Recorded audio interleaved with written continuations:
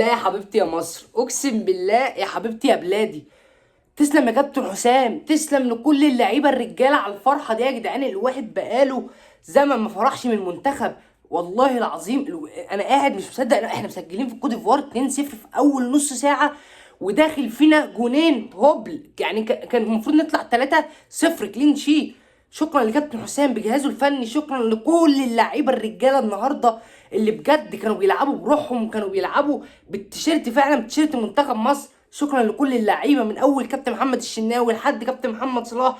شكرا لكل اللعيبه بالجهاز الفني، شكرا كابتن حسام. كل اللي قال من كابتن حسام وقال لك لسه ما جاش مواجهات قويه، اتفرج ادي المواجهات القويه يا جماعه. دي الكوت ديفوار حامل اللقب السنه اللي فات، السنه اخر افريقيا اللي فاتت. انت متخيل انت كسبت مين؟ انت متخيل السكواد اللي انت كسبته عامل ازاي؟ انت متخيل ان عماد ديالو ده ما جاش النهارده، ما جاش. انت متخيل ديوميندي ده ما عداش غير مرتين ولا حاجه؟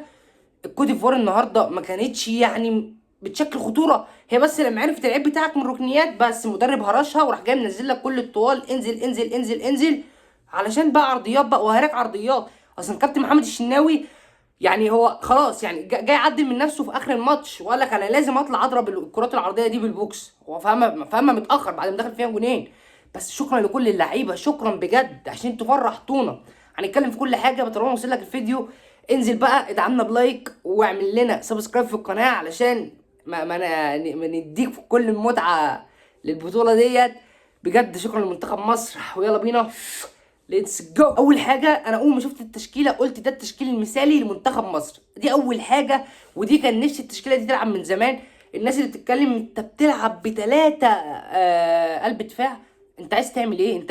انت لو كنت سبت فرصه للعيب من كوت ديفوار خصوصا الجناحين واحد على واحد كانوا هيفشخوك، كانوا هيدوسوا عليك، كانوا هيهنوك بمعنى كلمه هيهنوك. فانت ما كانش ينفع تسيب فرصه واحد لواحد. فدايما كان عماد ديالو لما بيتحرك على الخط مين معاه؟ ثلاث لعيبه، رامي ربيعه، احمد فتوح، وكمان حمدي فتحي. هناك ديوميندي مع مين؟ محمد هاني، ومعاه امام عاشور، ومعاه مروان عطيه. كل لعيب من كوت ديفوار الكره بتبقى في رجله، حواليه ثلاثه من منتخب مصر. دي فدي انت ما ينفعش تسيب الكوت ديفوار واحد على واحد، كانوا عينوك بمعنى كلمه عينوك. انت بتتكلم ديوميندي ده مسجل معدل مراوغات خمس مراوغات في الماتش، كتاني احسن واحد بيراوغ في افريقيا. فانت متخيل الكواليتي اللي انت بتلعبها؟ انت كسبت الكوت ديفوار حامل اللقب السنه اللي فاتت، اللي مطلع نيجيريا في النهائي، اللي مطلع السنغال، اللي داس على اي حد جا قدامه. فما تفكرش الموضوع سهل، ما تفكرش الموضوع جا من فراغ. لا، كابتن حسام النهارده الثلاث اجوان من فكر كابتن حسام حسن، الثلاث اجوان جايين من جمل الكابتن حسام حسن محفظها للعيبه. انت الكوت ديفوار الجونين اللي جابوهم مش جمل يعني، اللي هو ايه؟ كابتن محمد الشناوي بالدفاع يسالوا عليه، وكابتن محمد الشناوي يسال على الجون الثاني. انا مش هتكلم على الشناوي بصراحه، مش ناوي، مش هتكلم عليه لان احنا فزنا والدنيا عدت. بس ماتش السنغال مش هينفع الكلام ده. فانت بصراحه شابوه للعيبه كلها، واحد واحد. يعني بجد موتوا نفسهم بكلمه موتوا نفسهم على الكوره النهارده. احنا النهارده عملنا كل حاجه. انت شوف الجون الاول جاي ولا اروع، ضغط من حمدي فتحي، استكاك للكره تيجي لامام عاشور، باص اي كلام من امام عاشور، مش اي كلام بس ما كانش مظبوط علشان عمر مرموش، وكمان عمر مرموش. وهو ده المحترف اللي انا محتاجه، ده المحترف اللي انا عايزه. احنا النهارده كسبنا علشان احنا ما ضيعناش فرص. كل الفرص اللي جات لنا احنا يعني كل الفرص اللي جات لنا احنا كسبناها، جبناها، قدرنا نجيبها جوان. فانت بتتكلم عمر مرموش، امام عاشور لعب له باص كده يعني مش اي مش جامد، علشان امام عمر مرموش واحتراف عمر مرموش وجمال عمر مرموش. يا جماعه ده لاعب بيلعب في السيتي جايبينه ب 80 مليون، ده انا هحتاجه في الاوقات دي. يروح جاي مهوش بجسمه واخد المدافع ويحطها للحارس ويحرز الجول الاول في اول 3 دقايق قدام الكوت ديفوار، علشان الكوت ديفوار تدخل الماتش اساسا متاخر. الكوت ديفوار دخلت في الماتش بعد نص ساعه علشان تخطف الجون الثاني من برضه جمله كابتن حسام حسن. وبنعملها من اول ما بدانا افريقيا، هي الكرات الركنيه دي بنقدر نستفيد منها علشان محمد صلاح يروح يرفع الكورنر، ورامي ربيعه اللي بيطلع اعلى من ابراهيم سنجاري ده.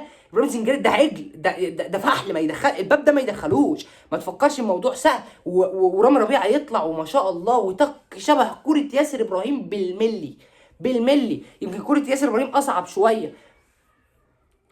فانت كسبان كوت ديفوار 2-0 اول نص ساعه.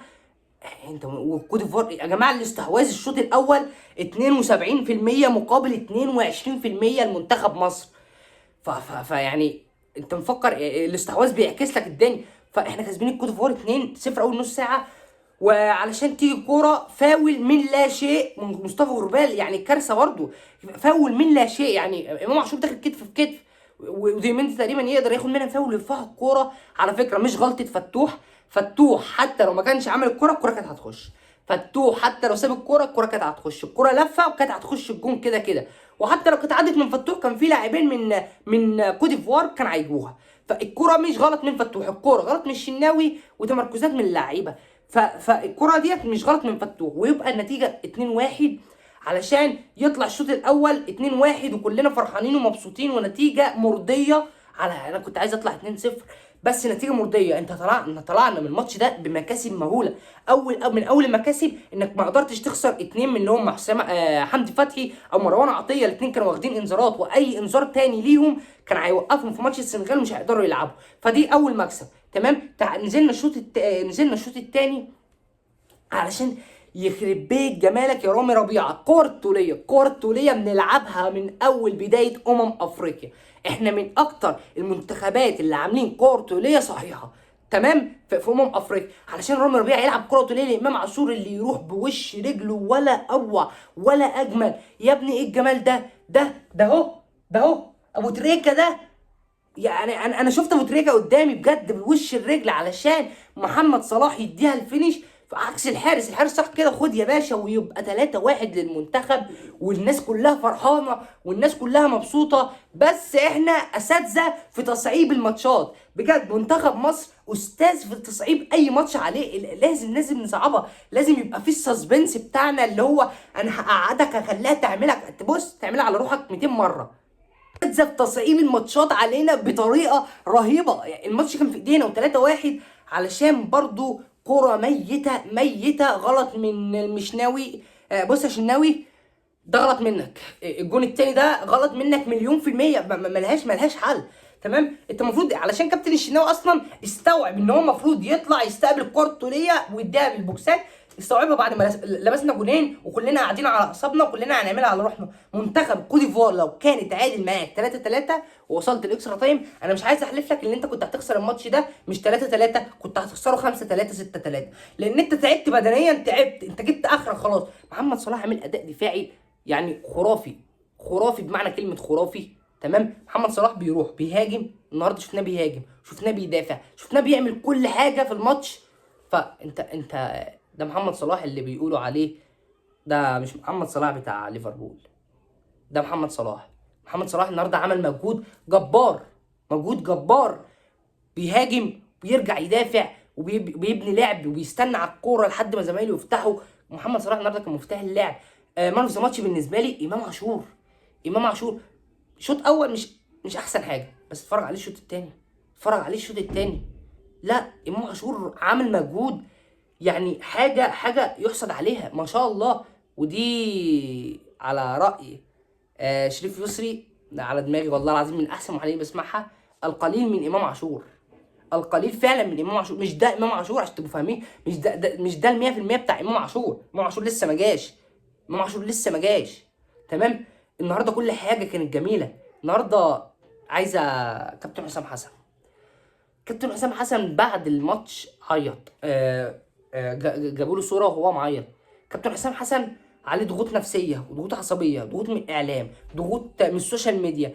ما تنساش ان ده مدرب مصري واوريدي هو بيفتح السوشيال ميديا. فلما يفتح السوشيال ميديا ويفتح الاعلام ويلاقي الناس بيقول لك هو حسام حسن يكمل ولا ما يكملش، وانت داخل على ماتش مهم زي ماتش الكوت ديفوار، يعني ايه التخلف؟ ده راجل مصري يعني بيفتح السوشيال ميديا ويلاقي الناس بتهزق فيها يا كابتن حسام وبتاع. ما ده طبيعي. الراجل ده ما بينامش، الراجل ده ما بياكلش. ما تفكرش ان هما بيقولوا كده علشان بقى ترند وشو والكلام اللهبل ده. لا، الناس دي فعلا ما بتاكلش والناس دي ما بتنامش. النهارده شوف الجهاز الفني كان عامل ازاي لما كسبنا. الناس دي عليها ضغوط ضغوط ضغوط رهيبه. لازم يا جماعه نفضل في ظهرهم. انا حتى لو خسرت من السنغال، وان شاء الله ما يحصلش، اتمنى اشوف، انا عايز اشوف كابتن حسام حسن في كاس العالم مع المنتخب. كابتن حسام حسن عمل اللي عليه وزياده في البطوله دي، وانا مش مستني حاجه من المنتخب اكتر من كده. انت في ظل اللي احنا فيه ده، بس انت كل الامكانيات اعلى منك، كوت ديفوار اعلى منك امكانيات كلاعيبه وكمستوى كل حاجه. شوف السنغال، شوف نيجيريا، شوف المغرب، الثلاث منتخبات دي في السيمي فاينال هم اعلى مننا في كل حاجه، في اللعيبه، في كل حاجه اعلى مننا. فانا مش مستني اشوف حاجه تانية من كابتن حسام حسن، بس اتمنى نكسب السنغال، وحتى لو هطلع من النهائي بس اتمنى اكسب السنغال، علشان مش هينفع مش هينفع مش هينفع اخسر من السنغال تالت تطلعني من السيمي فاينال وتطلعني من النهائي وتطلعني وما تخلينيش العب كاس عالم. مش هينفع. تعال نروح لتقييمات اللعيبه سريعا كده. الشناوي، شوف عشان انا فرحان وعشان انا مبسوط بالمنتخب ومبسوط ان احنا كسبنا، فخمسة من عشرة. بس يعني دي ايه، جمايل تمام. رامي ربيعة 9 من 10، 9 من 10. وانا ماتشين بس يا رجالة، اقسم بالله ماتشين بس، نستحملهم وهنعدي والله العظيم. تمام. بالنسبة لي رامي ربيعة 9 من 10، 9 من 10 ونجمة. ياسر ابراهيم رجولة وايقونة وكل حاجة زي ما انت عايز تقول، كان بيسند النهارده محمد هاني، فمش طبيعي. ياسر ابراهيم 9 من 10 برضه. محمد هاني كان بيزيد هجوميا، وكان برضه نفس الكلام دفاعيا، كان كويس جدا. دي يومين ده عدى منه كورتين ولا حاجه، بس كان كويس جدا دفاعيا. ف7 من 10 لمحمد هاني. احمد فتوح عمل ماتش كويس والجول ما يسالش عليه، وكتر خيره. الراجل ما بيلعبش برضه، كانش بيلعب اساسي مع المنتخب. الراجل ما بيلعبش برضه مع الزمالك. ف 6 من 10 احمد فتوح. حسام عبد المجيد هدوء واتزان وحاجه جميله على فكره برضو حسام عبد المجيد، فياخد 7 من 10. تعال نروح لخط النص. حمدي فتحي رجوله وايقونه وكل حاجه، وزي ما انت عايز تقول قول. انت جامد، انت عالمي، انت من حته تانية، انت زي ما انت عايز تقول قول. انت هتاخد اللي انت عايزه. 9 من 10 لحمدي فتحي. مروان عطيه مايسترو. الراجل ده والله ما بجامل، بس مروان عطيه يلعب في اي فرقه في اوروبا، في اي فرقه كبيره في اوروبا. بص، لاعب رقم 6 زي ما بيقول الكلام، زي ما بيقول الكتاب، والله ما بجامله ولا عشان هو بيلعب في الاهلي ولا الكلام ده. بس مروان عطيه في حته تانية، والناس اللي بتطور نفسها بشكل رهيب. 10 من 10 مروان عطيه. امام عاشور 10 من 10. امام عاشور انا مستني كمان عشمان في اكتر من كده. يا امام انا عشمان فيك في اكتر من كده. عمر مرموش. هو ده محترف. انا كنت بكلم ابويا واصحابي، قلت لهم محمد صلاح وعمر مرموش لو فايقين في الماتش ده وقدروا يستغل انصاف المساحات والفرص اللي تجيلهم، هنكسب. وفعلا عمر مرموش ومحمد صلاح النهارده فايقين ورايقين، وزي ما انت عايز تقول قول. تمام. فعمر مرموش النهارده 9 من 10. رجوله، ما بيخافش، بيخش يا باشا بيكسر وبتاع، مش هخاف، مش هتصاب، عادي هتصاب، بس ده المنتخب. عمر مرموش، وانا مستني منك عمر مرموش. معلش محمد صلاح مهما كان برضو محمد صلاح، بس انا مش هستني محمد صلاح يرجع ويدافع ويخش يلتحم ومش عارفه ايه. 34 سنه برضو والسن. فانت بقى يا عمر مرموش اللي هيبقى الحمل عليك بعدين، خلاص الحمل هيبقى عليك بعد محمد صلاح بنسبه كبيره. يعني دي اخر افريقيا، مش اخر افريقيا، وممكن يلعب كمان واحده، بس دي الحلم اللي احنا نحقق افريقيا السنه دي. تعال نروح لمحمد صلاح. بالنسبه لي محمد صلاح النهارده 9 من 10. الراجل شوفوا دفاعيا كان بيعمل ايه، شوفوا هجوميا كان بيعمل ايه، شوفوا الراجل كان بيسند اللعب وبيهدي اللعب، والراجل بيجري ويروح وبتاع. هو ده منتخب مصر، هو ده قائد منتخب مصر. كابتن حسام حسن، اي حد بينتقده اهو قابل منتخب جامد، او شوف عمل ايه في المنتخب الجامد. ومستنيين اكتر من كده يا كابتن حسام حسن في ماتش السنغال. انا عارف ان الدنيا صعبه والظروف صعبه والامكانيات وبتاع، بس عايزين نفرح، والله بجد عايزين نفرح.